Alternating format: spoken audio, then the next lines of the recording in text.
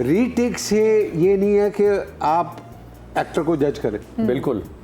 बात ये है कि जो फाइनल टेक स्क्रीन पे लगती है वो होती है कि भाई रीटेक से कुमार है, उसने लेकिन एक फिल्म में कमाल परफॉर्मेंस दी है और उसके पीछे पता लगा उसकी 100 टैग की थी। लेकिन हमारे ऊपर एक जिम्मेदारी होती थी बोझ कि रिटेक्स ज्यादा नहीं देनी, अगली दफा फिल्म से कट करते थे और बड़ा फीता खांदा जो इन्होंने लेना। तो इसलिए हम कोशिश करते थे, इसके डायलॉग कम होते थे, मेरे डायलॉग ज्यादा होते थे, तो रिटेक्स हम कोशिश करते थे कम। लेकिन शेख साहब जो है ना, डांस को छोड़ के भी कुछ ऐसे शॉट्स होते थे गानों के जो ये बार बार रिटेक खुद करवाते थे। अच्छा, कौन सी हीरोइन मुझे बताएं? नहीं समझे? अरे वो सब समझिए पूरी हाय, थोड़ा सा मेरे यहाँ पे साबुन स्लो हो गया। लेकिन भाई वो कौन सी हीरोइन थी जिनके साथ थोड़ा बहुत रीटेक्स ज़्यादा करवाना पसंद करते थे? चलिए बता दें। नहीं, मेरा तो नीली के साथ ही था। हाँ, नीली के साथ ही था बस। तो आपका उन्होंने कहा कि साहिबा के साथ? साहिबा आप भी तो करवाते होंगे रिटेक्स, कराते होंगे फॉर श्योर। रिटेक्स नहीं, मैं तो 50 रिहर्सलें उससे खुद करवाता था। उससे कहता था पक्का शॉट, पक्का शॉट दो। तो ये यानी कि डायरेक्टर की नहीं डिमांड भी होता था, हीरो की डिमांड भी होता था कि नहीं जी सही नहीं, डांस में जब तक हम खुद ही नहीं कहते थे जी कि अब टेक करें, तब तक वो नहीं करते थे। अच्छा, ये बताएं कौन सी हीरोइन सबसे रीटेक्स लेती थी? Meera, one and only Meera बहुत रिटेक्स लेती थी। मीरा अचानक खड़ी हो जाती थी, आगे क्या था? हाँ, आप फिर करते हैं। हम लोग मालदीव गए फिल्म करने, तो उसका लास्ट शॉट था, उसने ऐसी दीवार पे ऊपर जाके ना एक शॉट देना था डांस का, और यहाँ पे कैमरा था, हम लोग देख रहे थे। ओके, शॉट दिया और उसके बाद वो पीछे गिर गई है, ऊपर से उधर से गिर गई उस तरफ। हमने कहा या अल्लाह खैर है, सब भागना शुरू हो गए। थोड़ी देर देखा वहाँ से झड़ती, कह रही चलो भाई अगली टेक करें।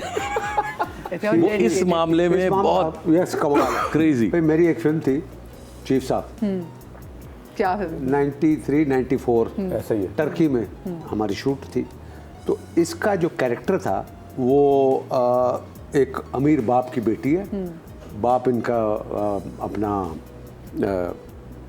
आसिफ खान साहब, और मैं शूटिंग कर रहा हूँ एक गरीब से इलाके में जहाँ सलीम, इस्माइल तारा ये होते हैं, और ये वहाँ से गुज़रती है और उसका लव इंटरेस्ट जो है वो सलीम है। तो अब जब जिस दिन शूटिंग थी तो मैंने इसको कहा, मैंने कहा भाई अपने असिस्टेंट इरशाद हैं, उनको मैंने बोला कि यार तुमको इनको ये कपड़े बता देना नॉर्मल से उनको। अब इसने अपनी मर्ज़ी, इरशाद की बात नहीं सुनी और इसने अपने कपड़े पहन के ये सेट पे आ गई। जब मैंने देखा तो मैंने देखा इसने एक स्कर्ट पहना हुआ है और साथ में स्टॉकिंग पहनी है ब्लैक बिल्कुल।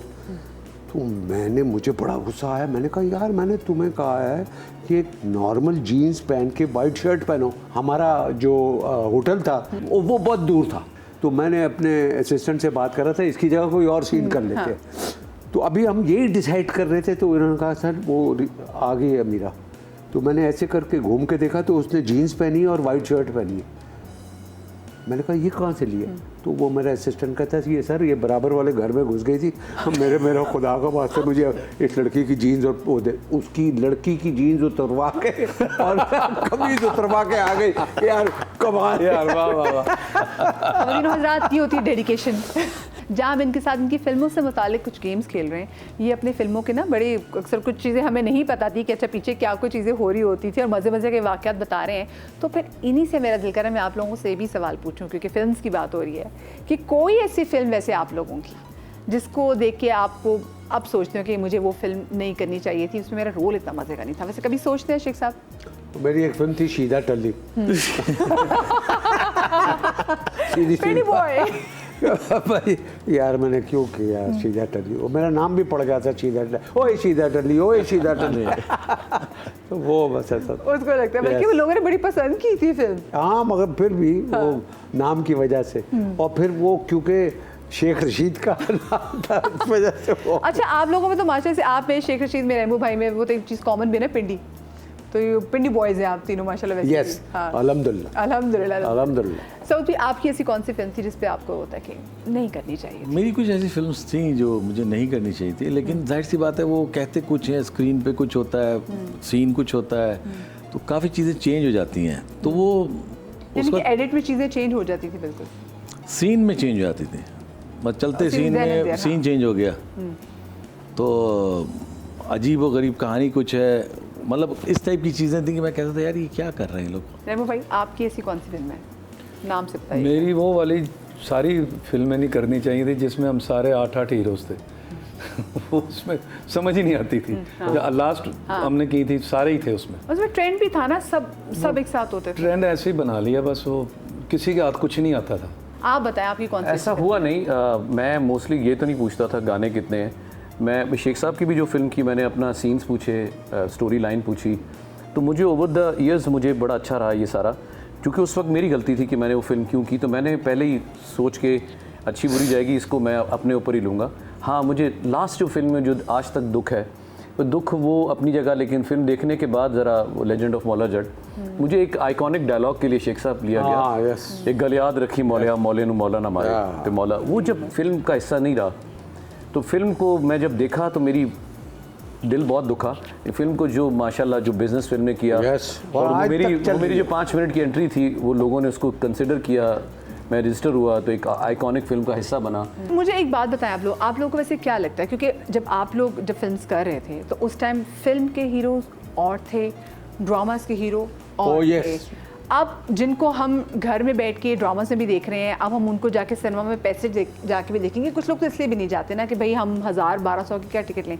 आपको क्या लगता है कि ये सही है या फिर फिल्म और ड्रामा की अलग था ना वो बिल्कुल सही था। देखो फिल्म के एक्टर फिल्म वाले लगते थे और वो होना भी चाहिए, और फिल्म एक्टर को हर जगह अवेलेबल भी नहीं होना चाहिए। हम लोग पहले कहाँ मिलते थे? यस, और देखे उस वक्त जो फिल्म के हीरो थे वो फिल्म के हीरो थे, और उनका बड़ा लोगों के अंदर स्टूडियो में बाहर लोग खड़े होते थे उनको देखने के लिए, फोटोग्राफ लेने के लिए। शो के आगाज में शपशपा होता था।